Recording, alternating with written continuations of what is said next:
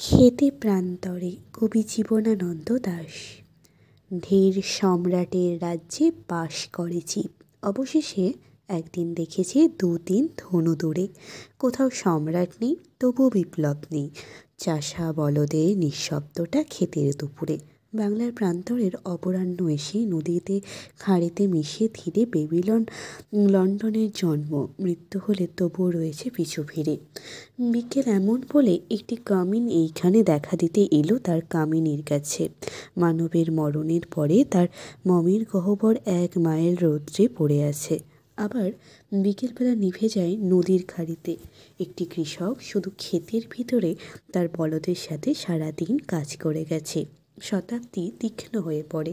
সমস্ত গাছের দীর্ঘ ছায়া বাংলার প্রান্তরে পড়েছে। এদিকের দিনমান এ যুগের মতো শেষ হয়ে গেছে না জেনে কৃষক চোদ বৈশাখের সন্ধ্যার বিলম্বনে পড়ে চেয়ে দেখে থেমে আছে তবুও বিকাল। 1942 বলে মনে হয়, তবুও কি 1942 সাল? কোথাও শান্তির কথা নেই, তার অস্তিত্বও নেই। একদিন মৃত্যু হবে, জন্ম হয়েছে। সূর্য উদয়ের সাথে এসেছিল খেতে, সূর্যাস্তের সাথে চলে গেছে।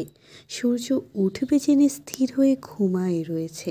আজ রাতে শিশিরের জল প্রাগৈতিহাসিক স্মৃতি নিয়ে খেলা করে। কৃষাণের বিবর্ণ লাঙল ফালে ওপড়ানো সব অন্ধকার ঢিবি পোয়াটাকে মাইলের মতন জগৎ সারাদিন অন্তহীন কাজ করে নিরুৎকীর্ণ মাঠে পড়ে আছে সৎ কি অসৎ। অনেক রক্তের ধকে অন্ধ হয়ে তারপর জীব এইখানে, তবুও পায়নি কোনো ত্রাণ।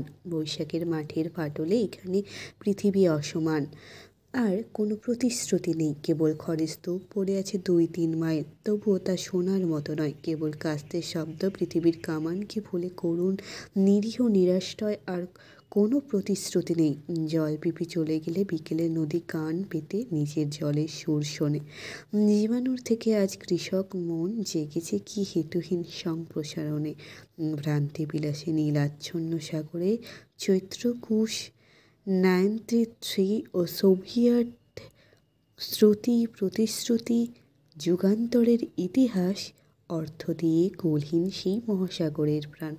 চিনে চিনে হয়তো বা নচিকেতা প্রচেতার যে অনিমেষে প্রথম ও অন্তিম মানুষের প্রিয় প্রতিমান হয়ে যায় স্বাভাবিক জনমানবের সূর্যালোকে।